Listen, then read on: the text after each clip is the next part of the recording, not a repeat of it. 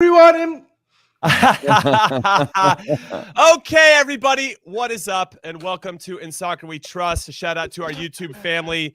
For the first time in our history, we are going to do a mailbag episode. So strap in those seatbelts, and let's get after it. Yes! What is up, everybody? And welcome to Roy Lassiter's favorite podcast, In Soccer We Trust. I'm Jimmy Conrad, alongside Charlie Davies and Heath Pearce. And today it's a very special episode because for the first time ever, we went on our Twitter, ISWT Pod, and asked the people if they had any questions for us. And we're going to answer those questions. If you have any right now, if you're watching on the YouTubes, you're watching us live, then drop those questions in the chat after you hit like and subscribe, of course. And make sure you hit subscribe on any podcast platform of your choice. But before we get there, Charlie, I'll come to you first. Are you a little nervous for this one? Because there's some hard-hitting questions out there on the internet. I love it. I'm ready for this. I'm more nervous about tonight and the under 20s. Without Cade Cowell, the 3-game suspension. Yeah. I have confidence in this group, but I am a little nervous. That's what I'm more nervous about. Okay, little squeaky bum time from Charlie about the U20 semifinal against Honduras. For everybody that doesn't know, if you're just tuning in for the very first time, the US U20s have to win this game in the semifinals of the CONCACAF Championship to automatically qualify for the Olympics. We have not done that in the last 2 iterations, and it's embarrassing. All right, Heath Pearce, you nervous for today, or it's no big deal because you're answering questions all the time? I'm a little bit nervous because, I've thrown a few things out since the start of In Soccer We Trust that I may be in the crosshairs for a few attacks. And Paul Areola and your power ranking. Sorry, over West. Hey, he's still he's still one of the top scorers in MLS right now. We got to respect that. But I'm happy if someone wants to attack me today. It's Friday. You can't touch me. I'm bulletproof. All right, so let's get to one of the first questions, and this one is from Samuel Cutts on the Twitter, who says, would any of you like to see MLS/Apple now, due to the Apple TV deal with MLS over the next 10 years, have them decide to align seasons and markets, transfer windows, to create a Champions League-style tournament involving MLS, Liga MX, any current Champions League winners, European-based teams, and obviously South American teams, African teams? I feel like we have that in the FIFA Club World Cup in some capacity, but this is clear that Samuel wants to see a little bit more. So let's just take the first part of his question. And Heath, I'll go to you because you seem to be ready to go with a ton of confidence. Do you feel like MLS at some point should align their schedule with the rest of the world? I do think that's easier as we're starting to see this model develop of players being sold. It's a lot easier to sell a player in the summer than it is in the winter.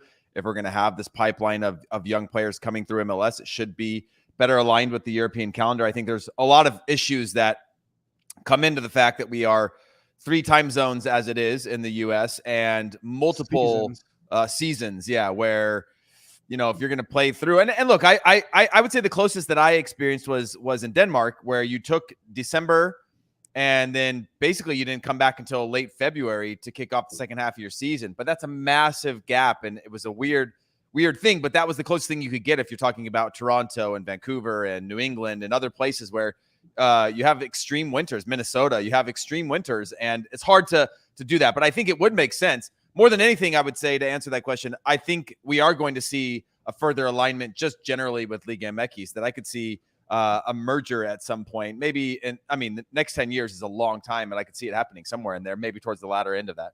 Yeah, I'm kind of curious to see. We can maybe extrapolate on that topic a little bit later. But Chuck, I want to come to you about the schedule. I mean, we learned in World Cup qualifying that you can play in cold weather and get results if you really want to, right? You just put it in cold markets. If you really want to, if you really want to get frostbite, sure. But what I feel like there is a chance. We've seen winter breaks, as Heath alluded to, and Germany has a pretty significant break in between, in the middle of their season. Could you not avoid, let's say you did like a 4-week break, okay, from right before Christmas or whatever, right around there. Take 4 weeks. You can the teams can go to warm locales to do like their mid-season training to make sure they're still staying relatively fit. And then when you come back, you kind of load the schedule to be more in more warmer climates, right? You playing on the West Coast, you're playing in Texas, you're playing in Florida. And then after it starts to, I know it's still cold in these places in February, don't get me wrong, but but at least you take away some of that and you only maybe suffer for a month. Is that a real possibility, or is this just MLS is MLS and this is just the schedule? Well, you're also you're not taking into context NFL, NBA, the other sports in this country. That has always been a reason why MLS has played in the format it has, also with the seasons. But you don't want to ever compete against the NFL. Really, it's about, maybe not so much now because of TV ratings with the Apple deal, but typically you were trying to make sure that the casual sports fan will come towards soccer because they'll have that option. I think you can't play games. It's not realistic to play games in Montreal, New England, Toronto, Vancouver, Minnesota, New England, Columbus, all those teams in January, February. It's really not, I think, conducive to the quality that we want to see. So, yeah, you could argue that, similar to what we saw during the pandemic, do like an MLS is back tournament every year in February. So teams have to go down there, and they do that in Brazil. They do the regional sort of league in Brazil before the league kicks off. Yeah, just like a precursor to the next season, and it's maybe a trophy at the end of it. That could build the hype and then right into a season. So, I mean, that's probably the one idea that comes to mind. But what's interesting though, with the tournament though, they have the Leagues Cup, right? We're doing the Leagues Cup now. I think it's happening. Who's hosting those games? I don't really even know the details about the Leagues Cup. But for everybody that doesn't know, it's a separate tournament that's existing in the middle of an MLS season, and it's every single team in MLS and every single team in Mexico's top division going after it. And I love the competition. I love there's going to be something meaningful to play for. But why not just move that to the winter and play all those games, like you said, Chuck, in Orlando or in a warm climate, so we could play? I don't know. It's interesting. Hey, Jimmy, real quick on that.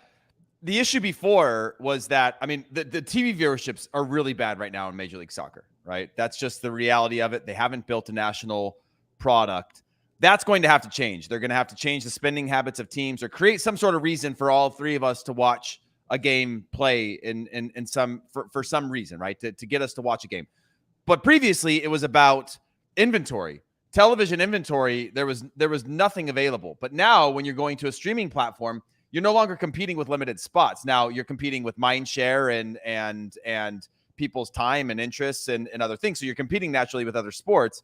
But even when we had our own season of the year for Major League Soccer, it wasn't working. So when you go to a streaming platform, you can play at any time. You can pick a day of the week that you want to, you could say you want to play all your matches on Fridays, and own a day for things like. There's creative ways that I think you can start to compete with or compete in the calendar for other leagues. You're not going to obviously take away or beat NFL or anything like that, but because you're on a streaming platform, it does give you some other capabilities to be able to test things differently than trying to slot in for a 7:30 p.m. marquee spot on a cable network. No, well, what we're going to see is Wednesday, Saturday games. I think they've come out and already said they're going to try to establish that rhythm of Wednesday, Saturday. Everybody's going to know when the games are being played, and they want to have the games going at the same time because they want to create whip-around shows, which is going to create that intrigue that I think you're talking about, which I think is really smart. But on top of that, I don't think we get enough stories about MLS players, Chuck, right? If there's something incredibly significant that kind of goes outside of the sport, then maybe it gets some of that love. But outside of that, I don't know if we always are making these guys that play in these leagues who have tremendous stories to have gotten to where they've gotten and really making them heroes, right? Yeah. We don't know a lot about their backgrounds. And I wonder if that is that going to be enough? I mean, they have to fill that void at some point. So there's going to be a ton of content, Jimmy, no doubt. MLS is going to be in charge of producing these shows, these content pieces to fill all of that space. There's going to be, and it's almost going to be endless. You're going to be jammed. Content's going to be jammed down your throat. I guess it comes down to making sure that there's a really good product around your players off the pitch. Because that's what you're trying to sell is, wow, these are incredible people. Yes, they're awesome athletes and they entertain you, but look what they're doing for the community. Look what they're doing, to help others. That is what we hope these shows are, and show their personality, because we don't want them to just be robots on the pitch, right? Yeah. No, I feel like there's room for a magazine show like NBA Inside Stuff or This Week in Baseball. And I don't know if they've ever really, they used to have it. I remember Rob Stone used to host something on ABC and ESPN back in the day where it was like a weekly magazine show, and they just never stayed committed to those types of ideas. And now I'm hopeful with the type of budget and money that they're getting from Apple, and obviously the creativity and brand recognition of Apple, there'll be a little bit more respect for that type of stuff that they're producing.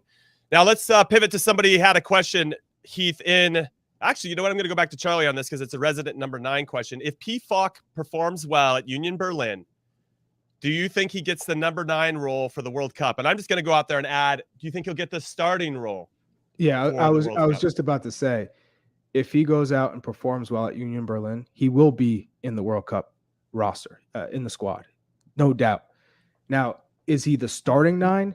That's up for debate because he still has to develop on both sides of the ball. He has to be able to incorporate more, I guess, incorporate more into his game, whether it's running, deep behind the line, whether it's, being able to play as a pivot, playing 1-2, being able to combine, hold up play. He needs to be able to do all that besides score goals. If he can show that he has a little bit more to his game, then for sure he'll be starting in the World Cup. That being said, that Jesus Ferreira doesn't keep progressing and keep doing his thing, because right now he's the one striker.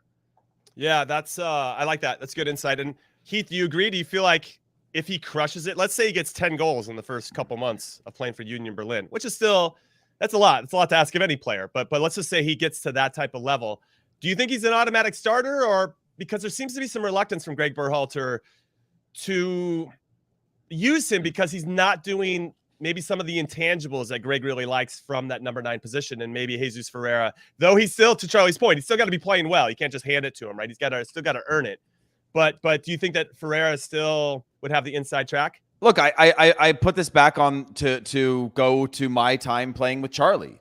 It depends on what Gregg sees as the potential of Jordan Pefok. If he sees that there is an upside to him, or that there is a true trajectory that he can go on to go from being the player that he knows him as to now he's in a new environment, competitive, and now Jordan Pefok believes he can be at another level, then for sure, because we saw that again with Charlie, right? Charlie, what would you have, like 12, 13 matches, Charlie, before you had really found your form, or been in the national team pool for a couple of years before you had really then it like lined up with performances, club environment, national team environment, self-confidence, the belief of the manager of the national team. And all of a sudden you go from being like, hey, this guy is a budding star, to will we see this unrealized potential come to fruition, to being like, that guy has to be on the field every single time you're going to play. And I think that's hard to equate. And that's just a matter of that. Some of that's on Jordan Pefok, but some of that's on Gregg Berhalter believing in Jordan Pefok's ability to now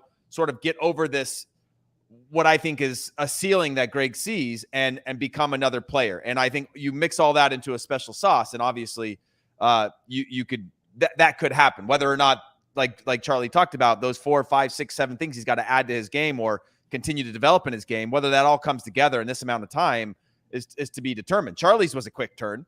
So it is possible. And this new environment could do that. But, there's a lot of, I'm throwing a lot of ingredients into that recipe to make that happen. Well, confidence is a hell of a drug. I think we can start there. And if you got players that are feeling fantastic about themselves, it's going to be really hard to not include them in the team for sure. But the starting lineup, especially against the particular opponents, I mean, there could be a narrative that Gregg could build around, I'm going to start Ferreira no matter how Pefok's playing, because I think he's a better fit against Wales or whatever it may be.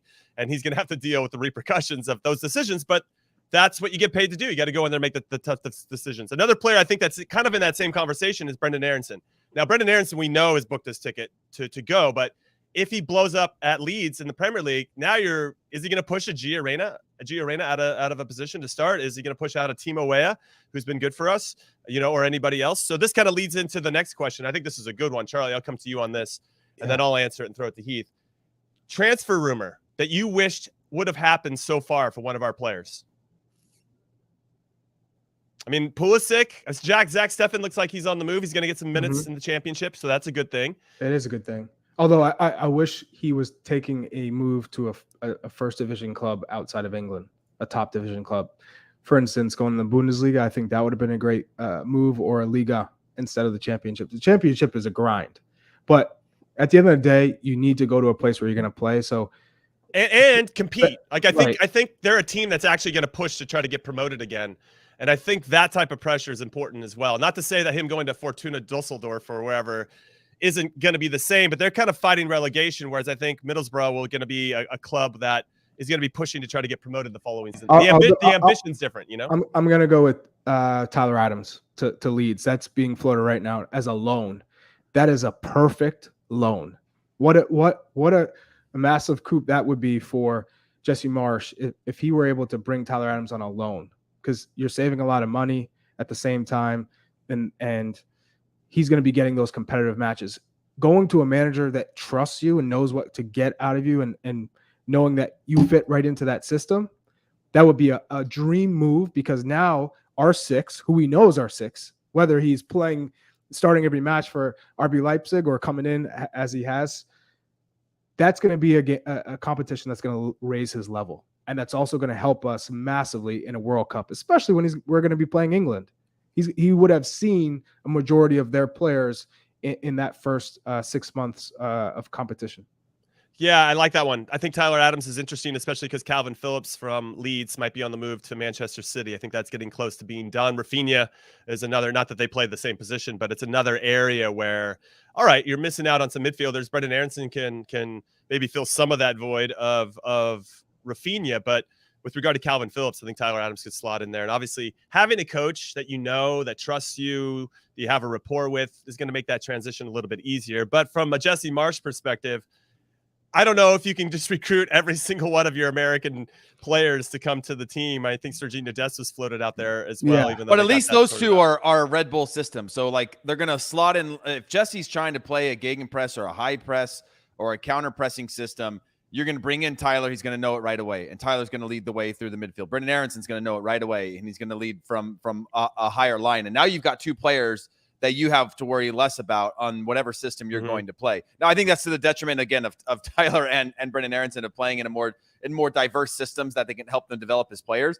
But it's going to make them a hell of a lot better as a team to have two players that know exactly what Jesse wants and the philosophy of the way Jesse or the Red Bull system plays. And I would add that it is a loan. It's not a purchase. So you have more flexibility when you loan a player. And I would also say in regards to Brendan Aronson, if he's playing and he's delivering and he's producing at Leeds, and Timo Weah is not playing or he's not producing at Lille, I think that forces Gregg's hand right there. And same thing with Gio Reyna.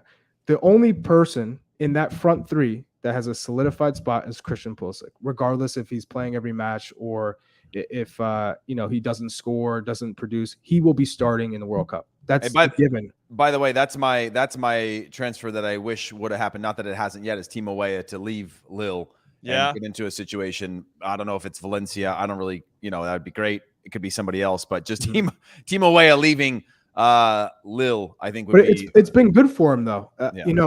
Yes, you hope that he plays more. That would be the expectation this year, and they still haven't sold Jonathan David, which is also kind of that confuses me, because he's been brilliant for them and for the Canadian national team. I think if he left, that would really give. Problem is they want $80 million for him. I think is probably the issue at the moment with the market.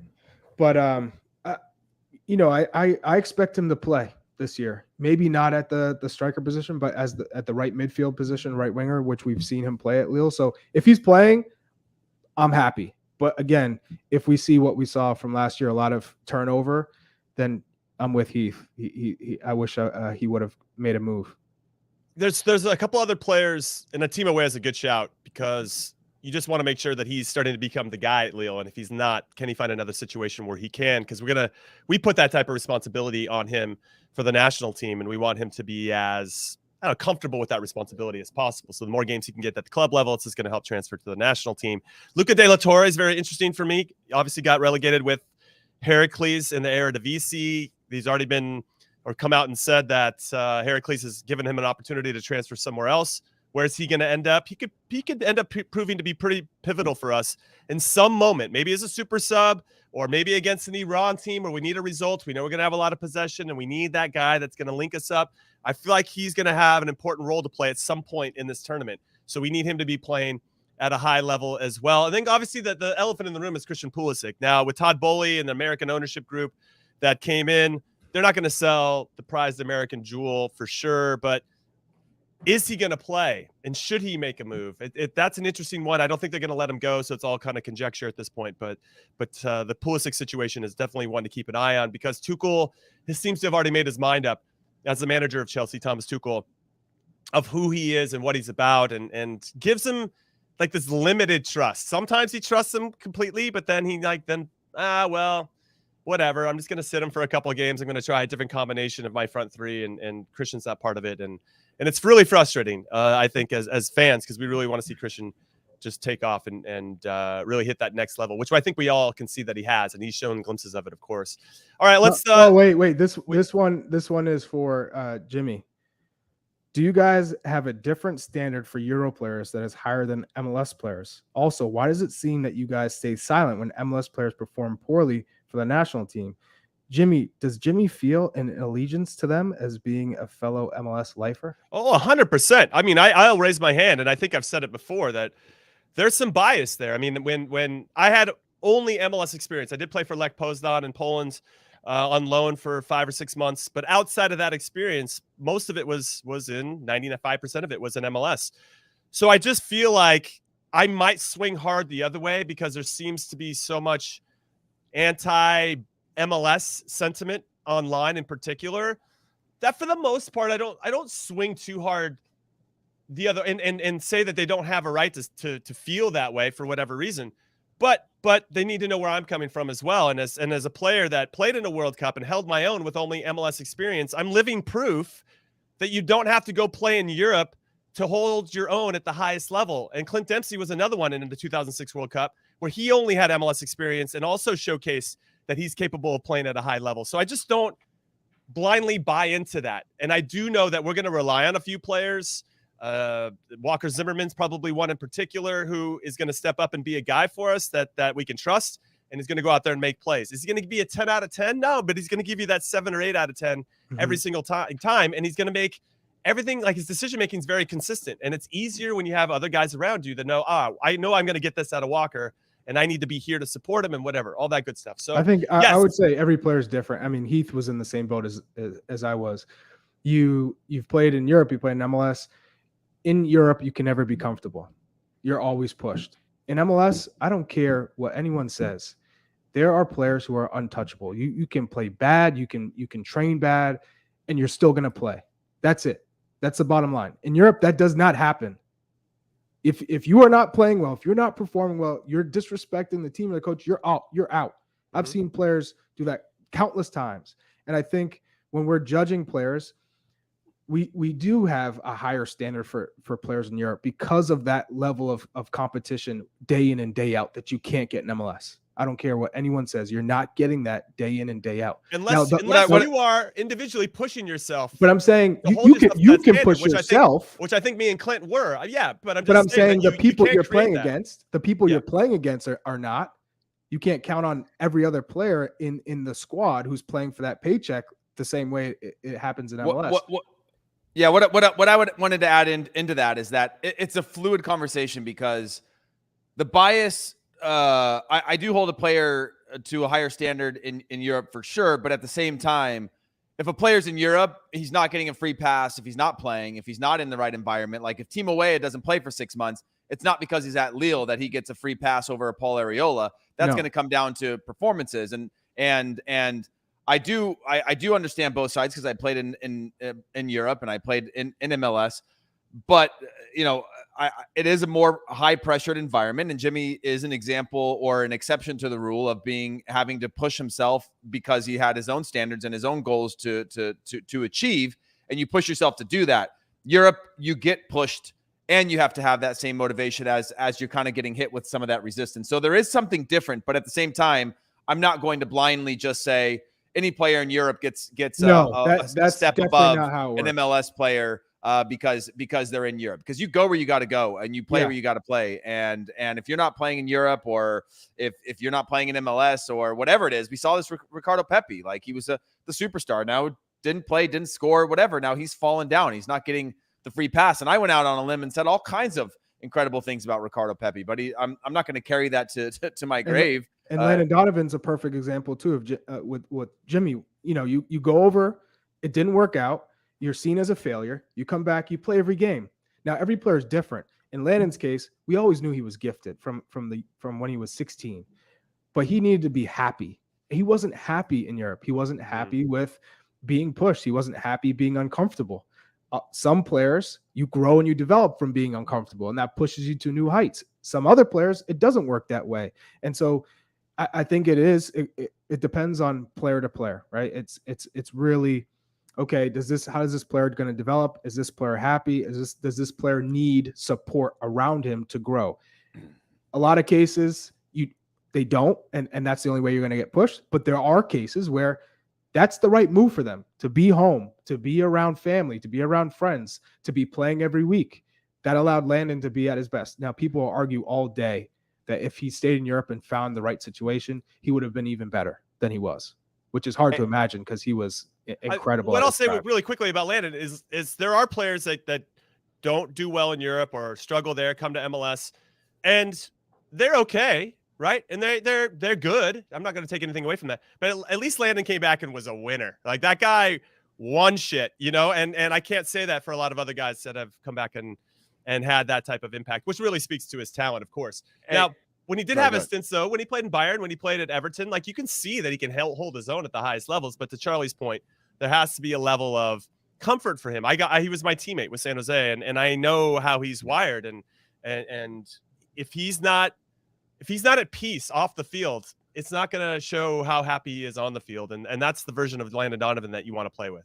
Well, one thing I wanted to add is, just from a perception standpoint, I was with Jim Lawler last week, and Jim Lawler just left his post of being there like almost 20 years at Manchester United. He was most recently, he left this summer, the head of scouting for Manchester United. And what he was talking about is flex. Yeah, flex. Huge flex. And huge flex. But I was with Roddy Piper too. That's what I thought you were talking about.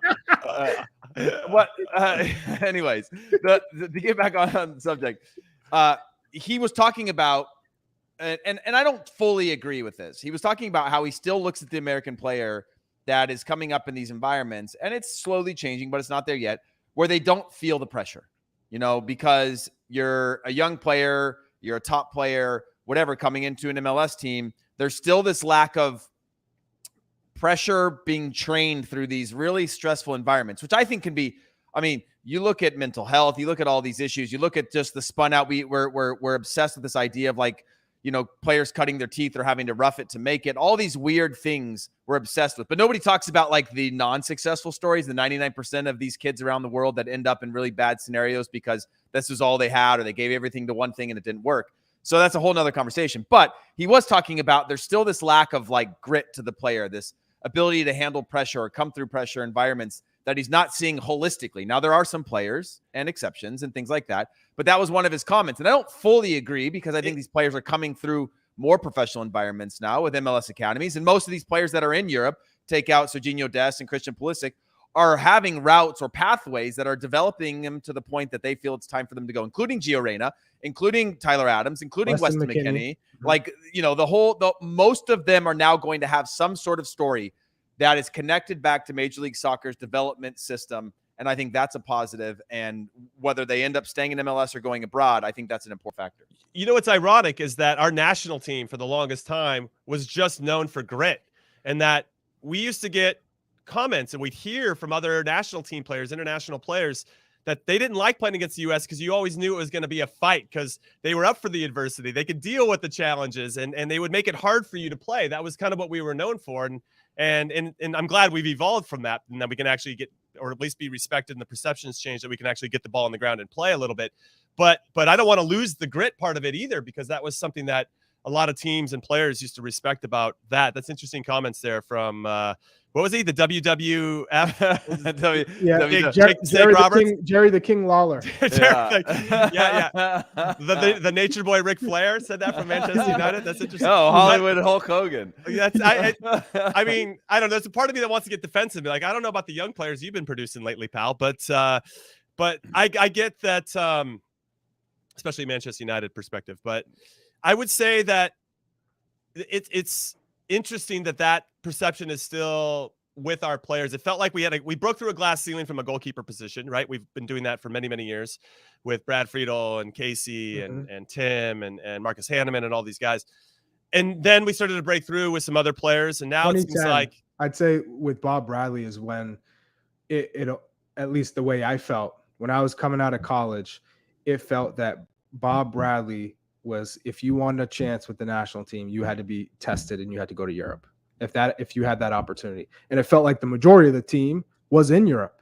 right. And I felt like that was the big change at that moment from MLS to Europe.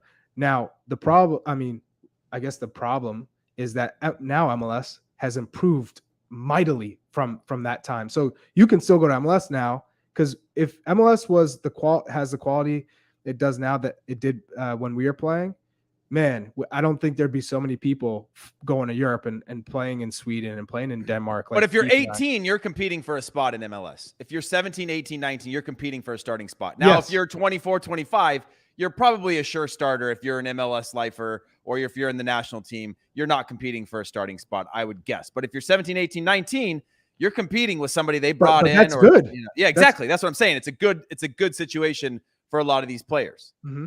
All right, this has been a scintillating conversation, as I like to say here on In Soccer We Trust. But we're going to take our first and only break. And when we return, we're going to answer more and more of your questions. Don't go anywhere. I want a new start for me and my son. It's time to start a new chapter. Love isn't just a word. It's by how you show up. Sometimes things don't go the way you plan. I'm not the one who's causing all the damage around here. The only way we're gonna change Chicago is if we do it from the inside. Feel like we're on the right track. Keep it up. Welcome back to In Soccer We Trust. I'm Jimmy Conrad alongside Charlie Chuck Wagon Davies and Hollywood Heath Pearce. And it is Mailbag Day. So make sure you hit like and subscribe if you haven't already. Turn on those notifications as well if you're watching on YouTube. And hit that subscribe button on any podcast platform of your choice. You get the good stuff 3 times a week, sometimes more if there are games going on. Now, we've answered some of your questions. Let's pivot a little bit towards us, guys. So I'm going to go to you, Charlie, first. What's your favorite story from a time everyone went out after a game to celebrate a victory or let off some steam? On an earlier pod, it was referenced that Heath Pearce used to be a menace back in the day. But I'll start with Charlie first. What's your favorite story from an after party? Heath will love this one. So we're in Chicago and we're playing Honduras. And so this was just prior to going to South Africa for the Confederations Cup. So okay. I get called in and, I'm excited. My agent at the time, Lyle Yorks. And we just took a beating, by the way, from Costa Rica. Things are tense. Yeah, things were tense. We was 3-1. We got shellacked. I think it was 3-0. Yeah, it might have been 3-0. Yeah. So, that was quite the experience. So we fly to Chicago, and my agent Lyle Yorks calls me and says, "Hey, Charlie, Bochum from the Bundesliga is coming to watch you play. Wow. They're really interested." I said, "Oh my God, okay, gotta be ready. I know I'm gonna come off the bench. Hopefully, I impress. I don't play." I'm like, "Oh my God." And I met the scout earlier, and one of the people from the front office. So I just said, "Oh, I'm sorry I didn't get to play." And that's like, "No worries. We'll have plenty of time, so chances to watch you play." So then after the game, we win. Everyone's excited. We head out to Underground in Chicago, the whole team, and I was just like, "Oh my God, this is what it's about." The whole team coming together. So we're all hanging out, and this is Bees' town. This is Bees' city. This is where he started playing. So he had the hookup. We're all set. I turn around, and I see kind of like a big circle, and it's Frankie Hayduk, and he's got his glasses on, and he's like, "Yeah, dude." And everyone was just together. I turn around, I see Landon dancing, and I just thought, wow. This is a team, and I was just super proud at that moment to be together with everybody. All right, that's a nice, sweet ending. Go ahead. It might have been a different night, but I'm pretty sure Luol Deng and his brother were there that night. I remember something specifically.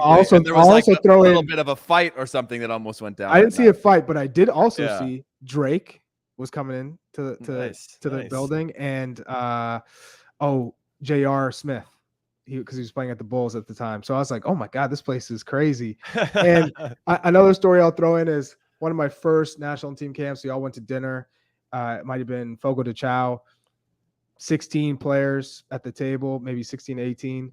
And the bill comes, and we play credit card roulette. Yeah, credit card roulette. I think God. The bill was $1,600, and I was one of the 4 left, so I made the semis, and Marvell Wynn gets picked. And Marvell was like, I just to piggyback that, and I'll let you go, Heath. My first ever. Like we went to Gold Cup and we're in Seattle for the first game. It's before my first cap. And there's 8 of us that went out to like a really, really nice steakhouse and we played credit card roulette. And at that point, Pam Perkins, who was the team administrator, team mom, she was like the real MVP of US soccer, the men's national team behind the scenes. Oh yeah. She gives out like this envelope. It's like drug money. It's like thick. You get like this $800, for your per diem for the first 2 weeks or something. I'm like, God damn, I'm fun. This is amazing. I want to come to the national team more. And I go and I lose credit card roulette. And I basically have to hand over my $800 to pay for the food. Absolutely brutal. But credit card roulette can get a little dangerous. All right, Heath, take it away. Yeah, I can't remember if it was a credit card roulette, if it was Confederations Cup or the Nelson Mandela Challenge we did in South Africa, that Gooch was one of the last 2. And it was the team, staff, security. I mean, it was like a wedding table, right? Like it went all the way down the street. And I remember Gooch was one of the last 2 and then he didn't lose. And I remember him making this massive scene where he was just running around the table, screaming, yelling, like running out of the restaurant. I can't remember what it was, but I remember it being, I think that was DC, to be honest. Was it DC? I think so. No, I mean, there was one that we were definitely out of the country. I can't remember which one it was. It may have been DC. Well, I wasn't in DC, so it had to have been a different one for me. But was it South Africa? I remember South Africa being one. Yeah, I remember. So you were one of the final 4 then? Yeah. And so Marvel lost that one? Yeah. Oh, poor Marvel, dude. I remember he got in trouble for tweeting something about having a front row seat to the Confederations Cup, and Bob being mad about that. But this story is less so a night out. Is like, for context, we used to come in during qualifiers, and a lot of times you're based out of Miami on, I think it was like the north side or south side of Miami. I can't remember what hotel we were at. It was Coconut Grove. Is that what it was? Coconut Grove. Yeah. Coconut Grove. Mayfair. So Coconut Grove. So when you're in a double fixture date, with Bob, you would get Tuesday. Tuesday you would have before your Friday game, or maybe it was Monday. You would have lunch, breakfast, training, lunch with the team, and then you'd have a midnight curfew. So, guys would go out and do their thing throughout the day. I'll leave a lot of the details out, but they would go and enjoy themselves from lunchtime to midnight. So I remember there's like everybody out doing their thing. Everybody's connecting with each other, texting, where's everybody at? We're at a couple swimming pools, the beach, whatever. And then midnight's coming quick. I'm with a few of the guys and we're like, we got to go. So we jump into a taxi and we are bolting back because like Bob waited in the lobby for curfew, and Bob would have Mike Sorber sometimes, like they were, reading the newspaper in the lobby, just being like, oh, Peter Novak. Yeah. Peter Novak doing room checks. No trust, by the way. That always bummed me out. So yeah, it was kind of a bummer, but like, we were also kind of, whatever. So we're sprinting back. We're like, dude, we got like 3 minutes. We get back. If you've ever watched like those, this is bad context, but like those terrorist movies where like the 3 or 4 cars pull up at the same time to do something, some damage, the doors all open at the same time. That's what it's like. But I'm only with 2 people. We pull up in the cab, throw the doors open. We're like sprinting to get back into this hotel. When we get out of the cab, we look left and right, and there's like 3 other groups sprinting full speed from whatever they were doing to get into this hotel. So we're rushing into the hotel, open the door, we get inside, and there's Bob, and it's 11:59. And there's Bob and his guys just sitting right in the lobby of this Coconut Grove hotel. So we all pile into this elevator, and it's just silent. Everybody's like, good night, good night, good night, good night, good night. And there's like at least 10 people now, maybe even more. We all pile into this elevator. And if you knew the camaraderie of obviously this group back in those days, it was like always a kind of like together at all costs. Oh, it was tight. As soon as that door closes, the whole elevator erupts screaming, basically taunting Bob and Mike Sorber, who are in the lobby. And we're all cheering, jumping up and down, singing songs, knowing that everybody had come from whatever they were up to, whatever they were doing on their time off, to beat curfew by a minute, to get inside the elevator and then celebrate knowing that we had beat the system. It was one of my favorite moments of the group, knowing that, like, you know, on the other side of that elevator wall was Bob and his staff sitting in the lobby, you know, trying to catch us out after midnight. And everybody just cheered as if we had just won a game. It was a big win for the boys that night.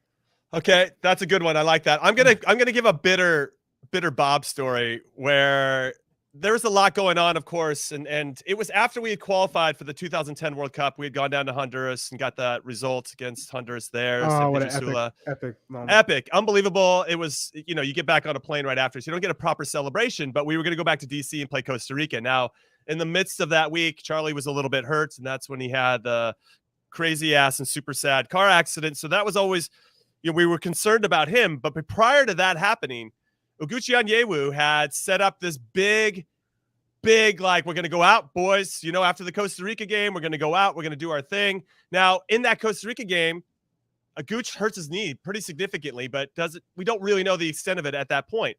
But a couple days, honestly, I'm going to rewind it back. He's like, hey, everybody puts in $250, and I'm going to get like bottle service, all this stuff. And so as the night approached, you know, we were obviously still kind of in shock about Charlie and still in shock about Gooch's knee as that happens. Everybody's still like, we're going to go. We got to go party, to all the reasons that you're saying, this camaraderie within the group. And let's go celebrate. Charlie would want us to do this, and really took that energy and went out there. So everybody put in a shit ton of money, right? We finally get in the bus. We show up at the club at 12:45 a.m. and we sit there, we get bottle service, and they kick us out 15 minutes later because it's closing time at 1 a.m. I'm like, God damn you, Gooch. Oh, give me my money back, dude. Oh, no. I mean, it was all good, and it makes for an amazing story. But I think it's always super funny that I've actually, never reapproached that with Gooch, because I'm always scared of what he's going to say to me in return. Like, dude, shut up, you know? And I just kind of had to eat it. But I always thinking, like, dude, what happened there? Why wouldn't they? Let's leave Gooch out of it now. Why wouldn't the club just keep, like, it's the U.S. men's national team that's qualified for World Cup. Let us keep it open for another hour. You know, it's not. Yeah, I think bitter about that. I think Gooch pocketed that cash. I'm not gonna lie. he got a new watch. I think he got a new watch that next week. We got to get him on the show. I want him to answer this question. But ultimately, that was from Jack Richardson on Twitter. Thank you, Jack, for that, and thank you for the follow. If you haven't followed us on Twitter, make sure you do so. ISWT Pod. All right, got some other questions here. This is which player on the current U.S. men's national team reminds you most of yourself? Heath, I'll go to you I'll make mine quick. Walker Zimmerman, because we're both kind of quote unquote late bloomers. He's going to be 29 when the World Cup kicks off. That's when I played in my World Cup. It was like a now or never thing. I can see that urgency in the way that he plays. And of course, he plays the same exact position. So I can see that even though he has only MLS experience, just like me, that he can still go out there and hold his own. And I see a lot of that in me. All right, Heath, go ahead. I mean, it's hard as a left fullback because there's really only one. But Anthony Robinson, in terms of his skill sets, I think are similar to mine in terms of where I was when I was in the national team.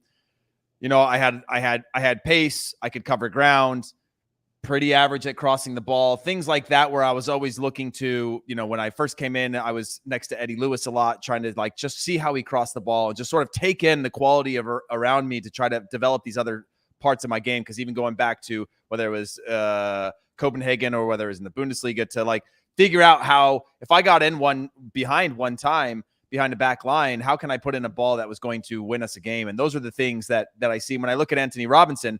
He's got he's got the engine, he's got the fight, he's got all the things that I had to as a player, but still has lacking in some of those things. Even though I considered myself an attacking fullback, I still lacked some of that final product a lot of times that even though I did end up having, I think, 6 assists with the national team over my career, I always knew that I could have done better and done more, been more of a complete player. And I feel like at the point that he's at, he's the only option, but he's also one that I think is my God. They're just killing you. Heath had pace. Don't remember that. God. Hey, Heath was quick off the block. I was sub 1100 meters since the time I was in middle school. Yeah, like long strides. You know, Yeah, like yeah. Heath I didn't was have the quick. quads, We'll but have you your know. back. No, Yeah. Charlie had the I quads. definitely got your back. All right, Yeah, so Charlie, we got me, Walker, Anthony Robinson with Heath. How about you? There's only one Charlie Davies. There's only one Charlie Davies. I would You got no name for us. Got nothing. I would love to say there's somebody who Had your pace. Yeah, and your ability and the your finishing ability of Ricardo Pepi, the quick give us movements your of Frankenstein Jesus then. Ferreira, the left foot of Frankenstein. Luca De La Torre. I had a little bit of everything to be honest. I guess with pace it would be Weah, Timo Weah would of the front three. Charlie's gonna give himself 99 FIFA rating right now across the board. Go ahead, keep going. 99. Okay, 99 pace. And I could hold up the ball very well. So, I'm not. There's not a player that really comes to mind.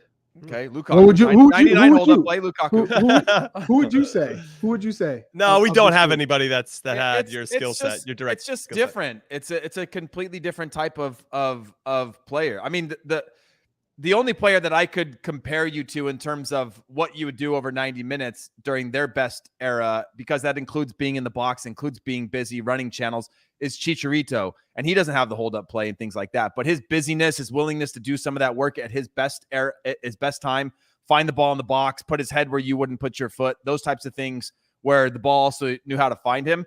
That's what but you had more pace than him, things like that. But when I think about like that type of striker, I'm trying to think of who else runs channels anymore, who else starts the press anymore. If I had to say one player that I think we had a lot of things in common, it'd be Sergio Aguero. Yeah, in terms of being I could see that. Short, striker, has good acceleration, can beat people on the dribble, good hold up play. That was one player that I'm always like, that's the kind of guy that I got to watch and try and take a lot from his game, because when I was growing up, I always watched Thierry Henry and Ronaldo Phenomenal. Those two players had it all, right? And so I just tried to take as much as I could. Those are the ultimate GOATs for me. And so I knew when I was coming up, I was all about pace. That was acceleration, pace. I'd have chances. And there's Charlie Davies is the LeBron James of soccer. Do you remember? Were you ever at one of those milk cups, Heath? Yeah, I was at a milk cup. Were you there with Thomas Rongen, the first one with like Stu and? No, because I would have been 84. 84s and then I did one with 84s, 85s with Gelnevich, and that was it. Okay, I did one with the first. I did two. The first one with Thomas Rongen, it was the older group, and I must have had the most chances of all time and just couldn't finish for my life. And it took me a couple years to finally mature with my finishing, and then like he said, everything kind of came to a point where all the training, all the extra training, all the competition, the confidence finally came together. I won the trust of Bob Bradley, but also more importantly of the players, of the teammates, that they were like, okay, he's that guy. We can, whoever in trouble, dump it into the channel and Chuck's got it. Right. So I hope that there's a player in this pool that just comes out and is like, oh, that's the guy who can kind of do it all, who can play with one striker, who can be playing a two striker system. But that puts even more guilt on me, because I always think, man, I really screwed up. So question here then: Zimmerman, Weah, and Jedi Robinson versus us three. Oh, come on! In our peaks, who wins? I mean, I'm betting on us. 100%. What?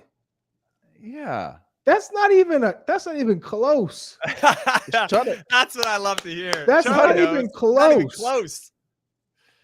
They wouldn't even put odds on that. They wouldn't put odds on that. They would one-sided. They would throw it out. They'd say, disregard that one. That's amazing. Okay, cool. Next question. How many games have we all played together in a game for the U.S.? This is from Dave on Twitter. So do you already know the number? I don't know the number. No, I don't know it either. I mean, we've been on. That's Gold Cup, right? Gold Cup in Seattle. That game against Granada. I didn't play. No, he was saving me for another game. And Charlie, did you leave out? You played 2 games. So what was the second game? We were We in played, camp together. Honduras. We played Honduras in DC. Honduras and DC. I was Nope. in the stands for that one. I wasn't in the 18. And we played Haiti in Foxborough. Yes, we did that one together. Okay. I was captain. I was captain that day. Let's No, go. I don't think. Wait, when we scored late to avoid Yes, Mexico. when in Stu the Light second- scored. Stu scored Yeah. that golazo. Were you on the field?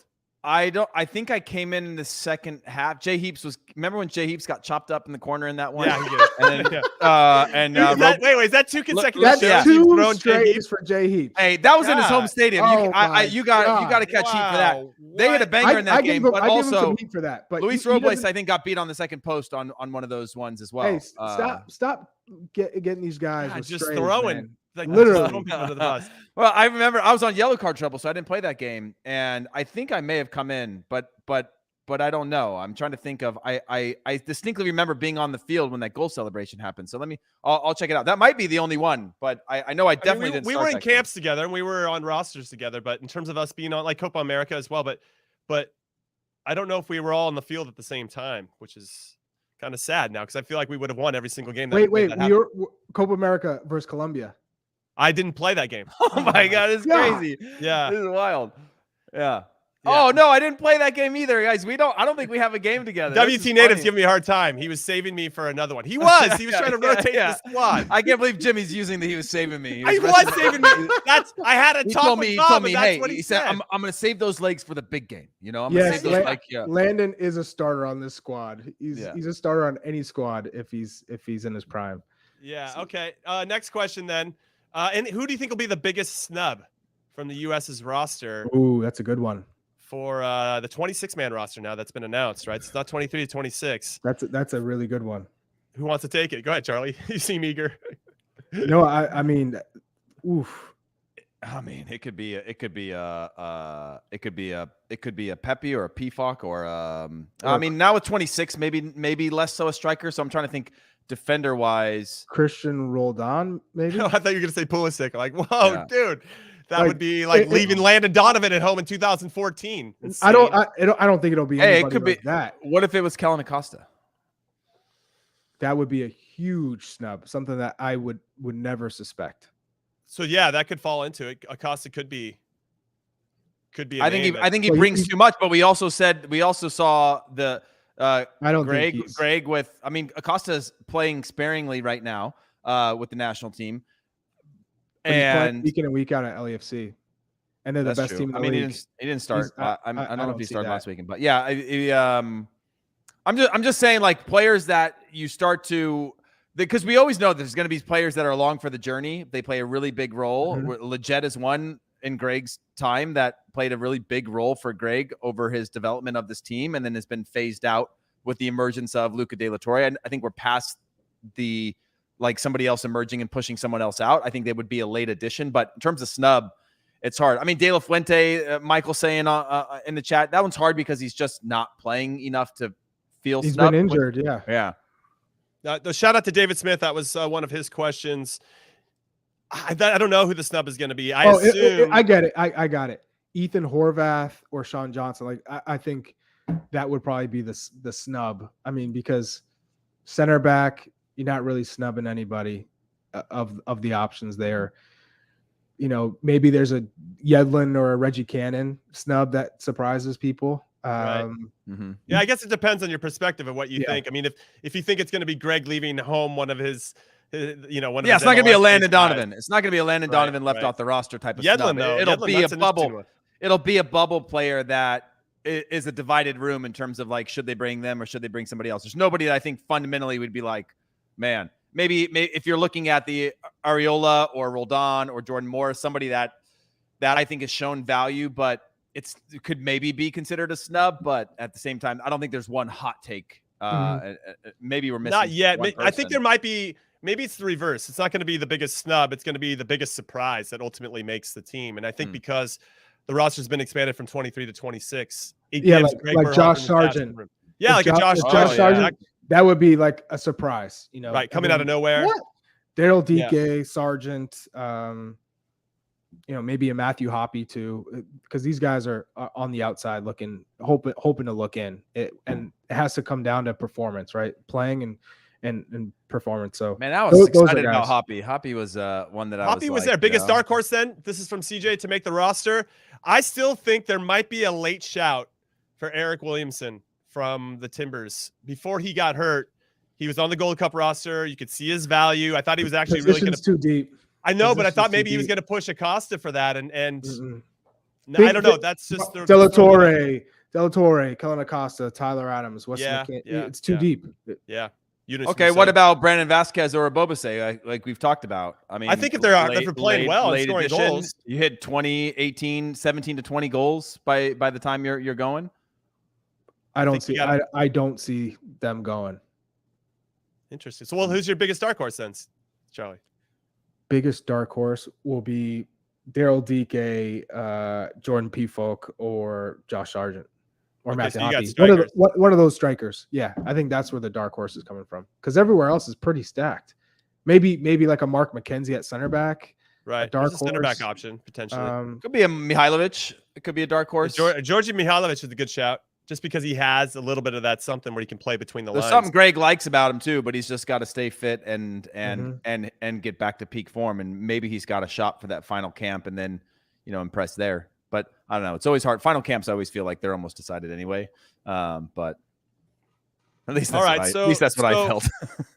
Now, speaking of final camps, let's get to our final question of the show, and I think it's a good one to end on. And we appreciate all of your support and all the questions that are coming. I like this type of show. Yeah, I do as well, because we're all over the place. And it's great, because then we can kind of figure out fun ways to tie it all together. Would any of you, make the current roster? That's the question from Will right now. Would any of us make the current roster? I'm going to say that I would be in the conversation for sure, because when Miles Robinson dropped, you're gonna need, especially at peak Jimmy. Well, you gotta compete against Jimmy's a dark horse. Jimmy just gave himself the dark horse. I gave myself the dark horse now. I mean, my clone. It'd be me versus my clone, Walker Zimmerman. Except I'd be minus the headband. So, and not I wouldn't have any Thor nicknames. Thor, yeah. No, I think I would be in the conversation for sure. Charlie would be in the conversation for sure. Conversation? Are you out of your mind? I'm just kidding. Fine. Charlie probably be our starting number 9, and there's not two. Yeah, there's not two left backs in the national team right now. There hasn't been, at least for us. So you could say Heath walks in. Bornstein and I were both crap if you want to, but at least there was two. At least there was two competing for that spot, and there was nobody else. Saying that because he wants you to think of Bornstein and crap together. But in those words. We're all on the 26. Yeah, I think so too. Yeah, I'd be in the 30 and then left out. Johnny Bornstein would be brought in as the dark horse, and then maybe Johnny. Todd Donovan, and then you, Heath. I think is how it Ramiro would go. Corrales. Yes, everybody but Heath. Everybody but Heath. All right, everybody, that is our episode today. We'll do another mailbag soon, because we felt like this was a wild success. So we appreciate your support. Again, make sure you hit like and subscribe and all those good buttons, as we want to continue to build this community leading into the World Cup this winter. Lots to talk about, of course. And we'll get into all that type of stuff next week. So thank you for listening and watching In Soccer We Trust. On behalf of producer Des, producer Alex, Charlie Chuckwagon Davies, and Hollywood Heath Pearce, I'm Jimmy Cream Cheese Conrad saying, have a great weekend. Enjoy your 4th of July. If you're in any other country, just enjoy your weekend overall. And we will see you next time. Later.